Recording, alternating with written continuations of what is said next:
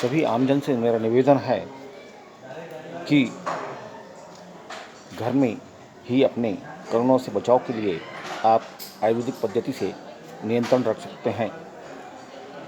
सबसे महत्वपूर्ण आवश्यकता इस बात की है कि आपको शाम को 6 बजे के बाद में किसी भी खट्टे फल का सेवन नहीं करना है। इसके साथ ही अदरक, लहसुन, काली मिर्च आदि का काढ़ा बनाकर आप 2-2 घंटे में गुड़ डालकर पीते रहें एवं परिवार के सभी सदस्यों को पिलाते रहें। इस तरह से आप सर्दी जुकाम खांसी से बचे रह सकते हैं और कोरोना की बीमारी जो सबसे पहले सर्दी जुकाम खांसी से शुरू होती है वह आपको होने की संभावना इससे खत्म हो जाएगी।